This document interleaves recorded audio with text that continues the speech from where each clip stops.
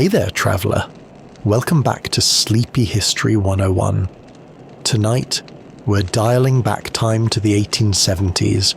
We're heading to a tiny lab filled with wires, glass tubes, and a very stressed man with a truly fantastic beard. But before we get there, let us know in the comments, where are you joining us from tonight? Are you under a blanket, hiding from your inbox, or just floating somewhere between sleep and static? And hey, if you love stories where time travel, history and sleep collide in the coziest way possible, press the red button and subscribe. It helps us more than a good night's rest and a working charger. Okay, ready, let's begin. You come to, slowly, flat on your back, surrounded by smoke. Your hoodie is damp, and something smells like boiled rubber and despair. You sit up, blink, and realize three things all at once. You're in a wooden workshop with oil lamps instead of light bulbs. There's a man yelling about electromagnetic resistance. Your phone is in your hand at 3% battery, so naturally, you panic. You try to sit up quietly, fail. You knock over a small metal coil. It clangs across the floor with the subtlety of a cannon. The man, tall, intense Scottish, spins around. Who in blazes are you? You freeze, half risen, hoodie half zipped. Repairman? He squints. From where? You glance around. Bell. Communications. He blinks, then mutters, I am Bell. Oh no. You check your phone again. 2%. No bars. One notification. You have entered roaming. You look up. Alexander Graham Bell is approaching. Eyes wide, hair wild, one hand holding what might be a wrench or a rudimentary taser. Did you come through the lightning? You look at the soot-streaked window behind you. There's a small, smouldering circle burned into the glass. Yes, you answer. He smiles, too wide. Then I knew it. The ether bends. This is fine. Everything is fine. You're now in the year 1874. You have a smartphone, a granola bar, and no signal. And the man who will invent the telephone thinks you're either a divine messenger or very, very lost. Let's find out which. So, here you are, in the lab of Alexander Graham Bell, sitting cross-legged on a dusty floor, hoodie half-zipped, phone in hand, trying very hard to look like a normal 19th century whatever you are. Bell paces. He's muttering to himself, faster than your ears can keep up. His Scottish accent is thick, his boots are muddy, and his hair looks like it's been electrocuted, possibly by his own invention. You emerged during a thunderclap, he says, still circling. There was a flash of light, static, and now you're here clutching a glowing artifact. You raise a hand. Okay, first of all, it's a phone. He stops, squints. A phone? But it has no wire, no receiver, no dial. You realize your mistake. Right, sorry, it's not a phone. It's a personal illumination and calculation device. He frowns. You try again. Very small lantern that can also talk and play music. He takes a slow step forward. And you say it speaks? Well, not by itself, usually. Sometimes Siri. Never mind. Bell leans over your phone. His breath smells like pipe tobacco and pure anxiety. He points to the camera. Is it watching me? Technically yes, but also no. What happens if I touch it? Honestly? Please don't. He does. The phone wakes up. The lock screen glows. He screams, backpedals, knocks over a coil of wire, trips over a hammer. You rush to explain. It's not evil, just advanced. Think of it like electricity with ambitions. That does not help. Bell stares at you like you just offered to marry his phonograph. Are you from a distant country or from a distant century? You hesitate. He doesn't wait for an answer.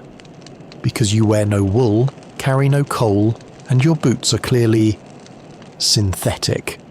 You're not sure if that's an insult. Also, he adds, you use the word okay, which I read has not been formally adopted yet. That's oddly precise. Then he crouches in front of you, suddenly serious. Are you here to stop me? What? To prevent my work, to ruin it, to take credit? You blink. No, I mean, probably not. I don't know. You're the one who thinks I came from lightning. Bell grabs your phone gently, reverently, like it might explode or whisper back. This is proof. Proof that what I imagine can be real. You glance at your battery, 2%, still no signal. Airplane mode won't help. You reach forward, tap the screen. The wallpaper appears, a photo of your dog in sunglasses. Bell gasps. Is that your companion? Technically, yes. But it is not speaking. He has social anxiety. For the next hour, he questions everything. What is a touch screen? What does Bluetooth mean? Is the glowing apple on the back your family crest? You lie and say yes, it's easier that way. Eventually Bell sits back, breathless, eyes wide. So you're not here to stop me, you're just lost. You nod. Time travel, sudden, no warning, one hoodie, one phone. He chuckles. That sounds about right for history. You hand him the phone and let him hold it. For a moment it reflects on his face like candlelight from another century, and then it dies. 1%. Gone. Just a dark screen now. He stares at it, then at you. I don't know who you are, but I think you're exactly what I needed to see. You smile. Thanks, I think. Bell leans back in his creaky chair, and for the first time since you arrived, he doesn't look like a man who's failing. He looks like a man who just saw the end of the road and now knows which direction to start walking. The next morning you wake up on a lumpy cot beside a shelf of tin canisters labelled things like magnet nibs and suspicion putty. Bell is already pacing. He hasn't slept. He hasn't eaten. He is vibrating with excitement and caffeine. The old-timey kind made from boiled roots and blind ambition. We're doing a demonstration. You sit up. Of what? He grins like a man on the edge. Your device, your mirror oracle. You mean my phone? Yes, but I've invited scientists and investors and a local newspaper and possibly a bishop. You what? You try to explain it's not a good idea. That showing 19th century humans live video chat is like showing a caveman a laser pointer. But Bell's already dressed in his good vest, and shouting phrases like, "Today we revolutionize communication. Today we speak across space and time." You double-check your phone. 1%. No charger, no hope, no escape. The demonstration takes place in a large parlour. Tall ceilings, brass fixtures, a table in the centre with your phone perched on a velvet pillow like it's royalty or a holy relic. The audience is small, but powerful. A local professor, a merchant with money, a young boy eating bread very loudly, and yes, a bishop, already judging you. Bell introduces you as the Traveller, a being from elsewhere, here to unveil the future. You wave awkwardly. Hi, I'm Dave. His name is unimportant, Bell adds. You try to stall, you cough, clear your throat, ask if anyone knows what a lithium-ion battery is. No one does. Bell nods to you. Now. So you do the only thing you can think of. You hold your breath and unlock your phone, It wakes up just enough. The group gasps. It glows! It's humming! Did it just blink? You swipe open FaceTime. The screen stutters, then connects. It's your roommate, shirtless, eating cereal. Yo, where are you? Did you take my charger again? The room explodes. The bishop crosses himself. The professor faints. The boy drops his bread. Belle nearly falls over. Is that a spirit? A man trapped in the box? That's Kyle. He can hear us? You nod, slowly. Kyle, please say something wise. He slurps cereal and goes, Man, the future's weird. Then the screen goes black, battery gone forever. Silence. Belle stares at the phone like he's just seen heaven and been kicked out. The bishop whispers, We must burn it.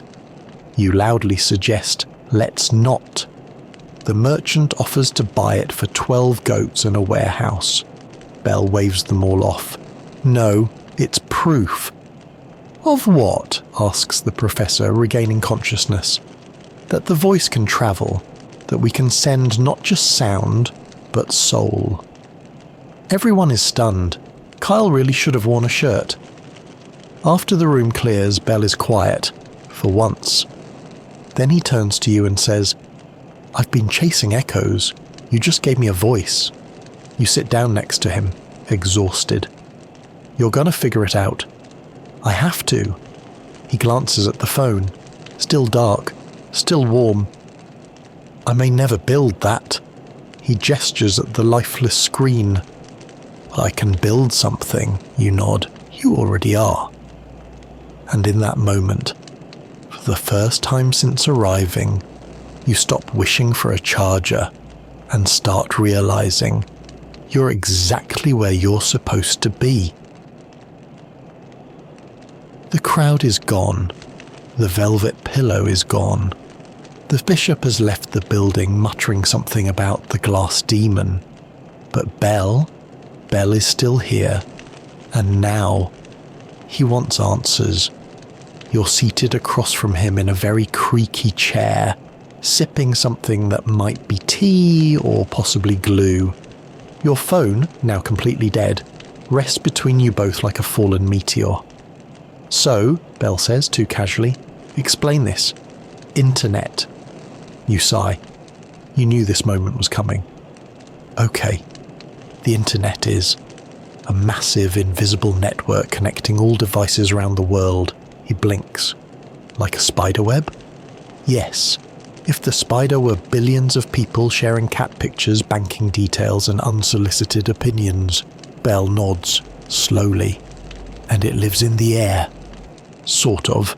There are wires, but also satellites and data centers, which are big buildings full of humming things.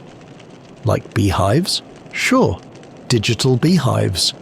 He's silent for a long time, then suddenly stands. You said it connects the entire world. Yes. And people use it every day, every second. For what? You take a deep breath. Well, we use it to communicate, share knowledge, watch moving pictures, order food, argue with strangers, find people to date, avoid eye contact in elevators. Elevators? We'll circle back to that. He walks over to the window, looks out at the muddy street, gas lamps flickering, children yelling, a horse doing something deeply ungraceful. All this connected, he murmurs. In the future, yes. Through lightning. More or less. He turns to you, eyes burning. Do people use it for good? You hesitate. Sometimes. And bad? You hesitate longer. Also, sometimes. You try to explain email. He thinks it's like sending letters with ghosts. You try to explain Wikipedia. He calls it a shared encyclopedia of arguments.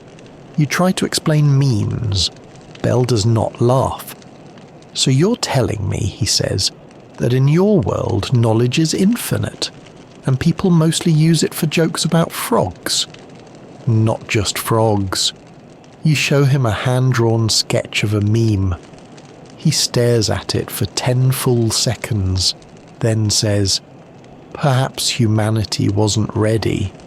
The storm outside picks up. He looks uneasy, not afraid, just small.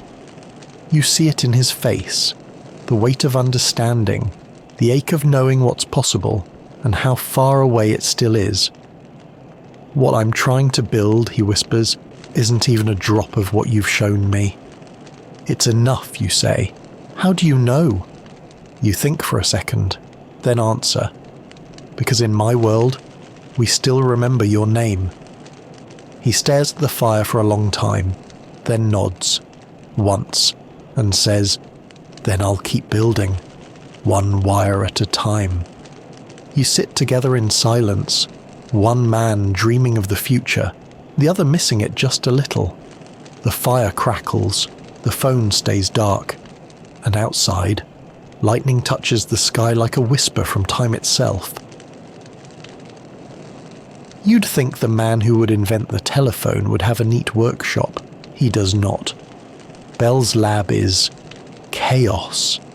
There are wires everywhere, half-labeled jars of powder, a sketch of something called a liquid transmitter that looks suspiciously like a soup can with a straw. And right now, everything smells like wet dog and vinegar. "I've tried everything," Bell mutters, pacing like a man trapped in a loop. "Every variation, copper, iron, beeswax. I can transmit a buzz, but not a voice." He kicks a coil. It unravels like disappointment. You sit on a wooden stool, exhausted. Your phone is dead. Your hoodie is damp. And your time here? Probably limited. You glance down into your bag, then pause. There, coiled like a relic of forgotten music festivals, your wired headphones. You pull them out. They're a little frayed. One side hasn't worked since 2022, but Bell doesn't know that. "What's this?" he asks, peering at them. "Sound wires." "From your world," you nod. He takes them reverently.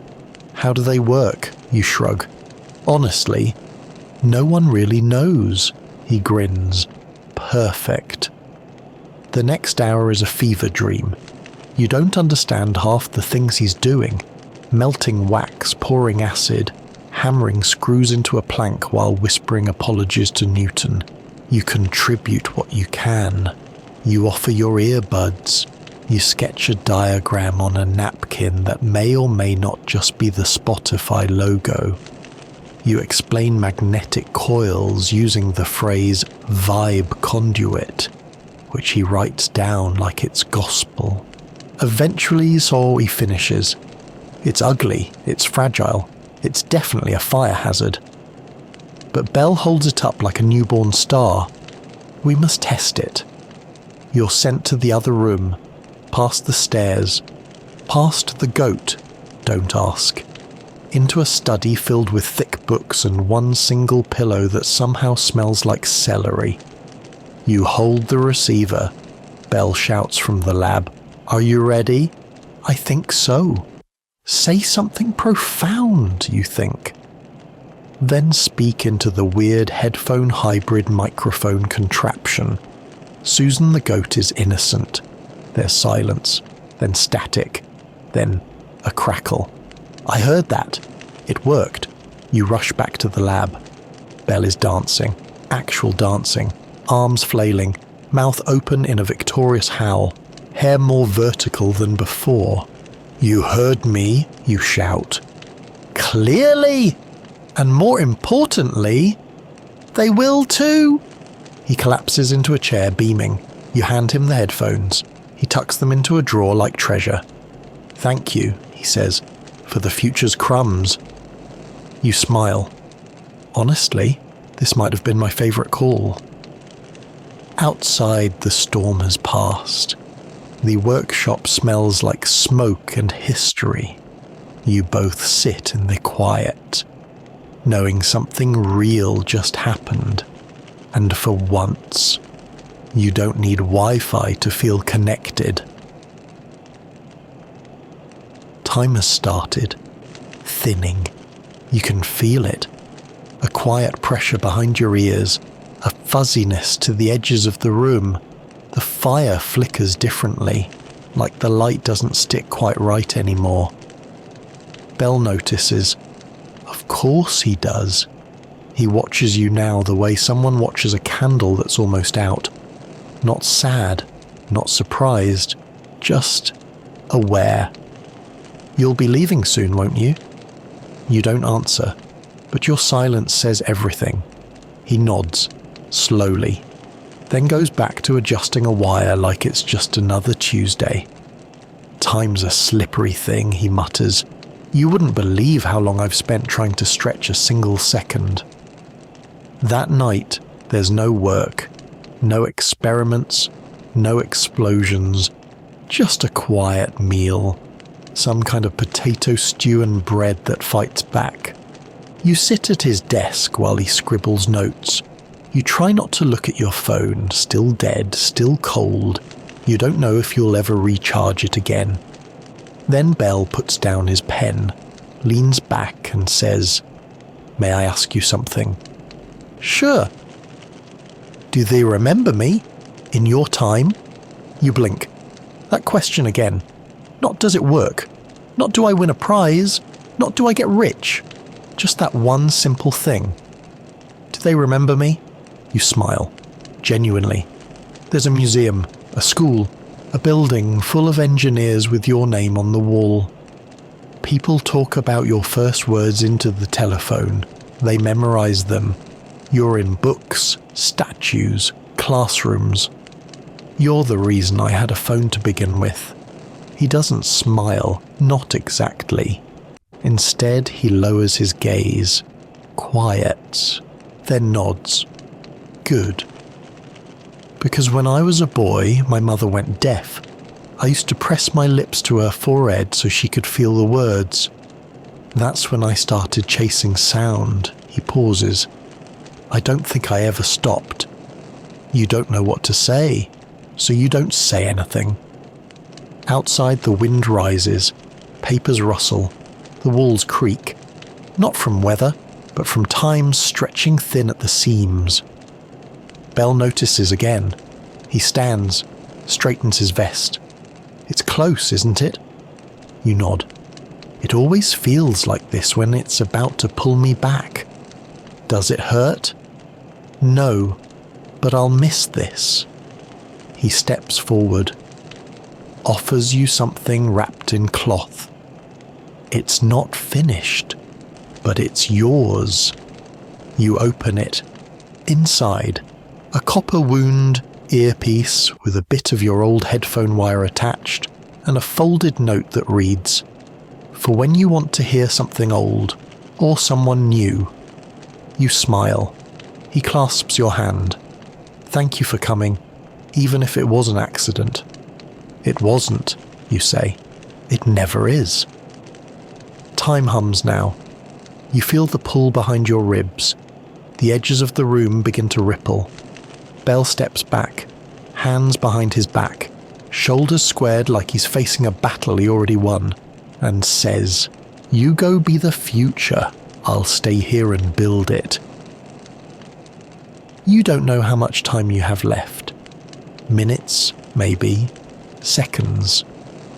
Your fingers are tingling again. The workshop is wrong around the edges. Colours are sharper. Sound feels like it's arriving half a second late.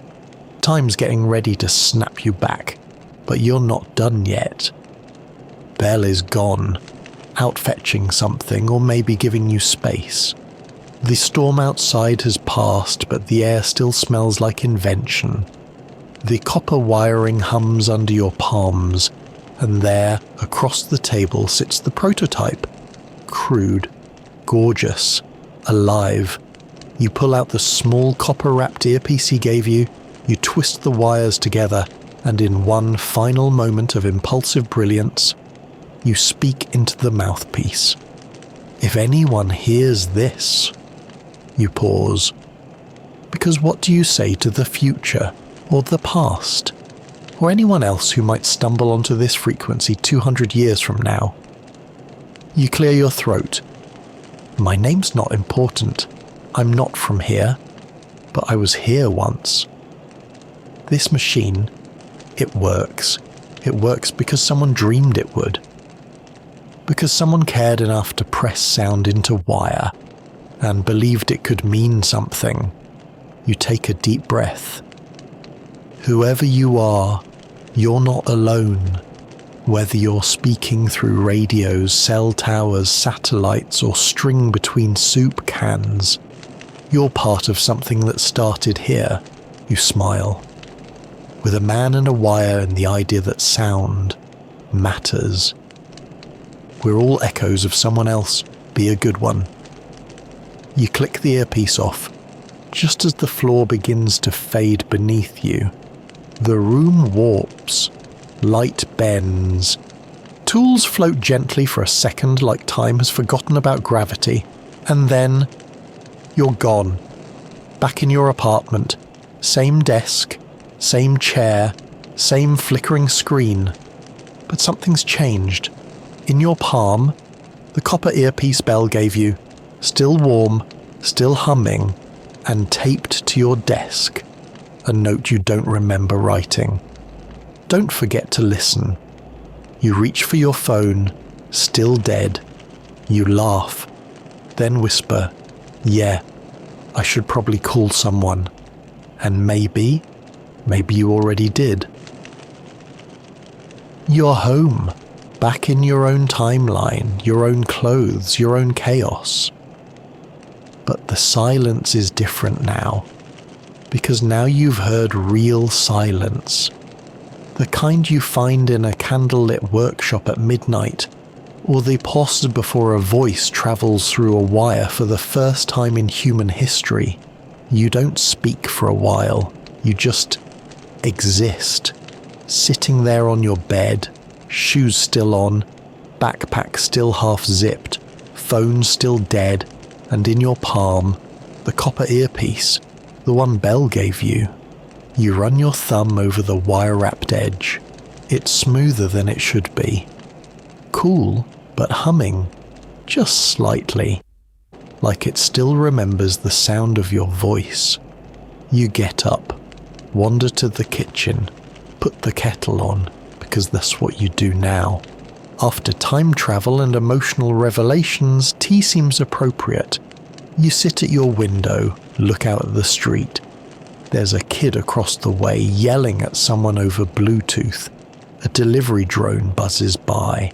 Your neighbour's baby monitor crackles with the sound of lullabies. Sound. Everywhere. All the time. Like it was always meant to be. You think about Belle, still in that cluttered workshop, still dreaming of a better way to be heard, still wiring the impossible together with hope and copper. He doesn't know what's coming. The lines, the satellites, the screaming matches on group chats. He doesn't know about emojis or autoplay ads or voicemail spam, but he knows one thing, that voices matter, that connections, even across decades, is the most human thing we do. You remember what he asked. Do they remember me? And you remember what you said. That somewhere his name is etched into museum walls, into textbooks, into the very circuits that make your world go.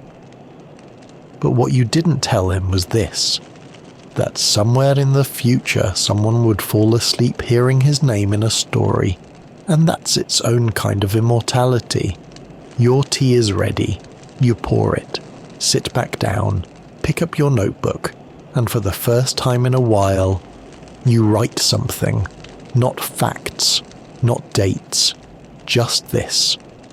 A voice can travel farther than you think. Even the quiet ones. You close the book. Look at the copper earpiece one more time. And whisper, "Thank you." Somewhere, maybe, someone hears it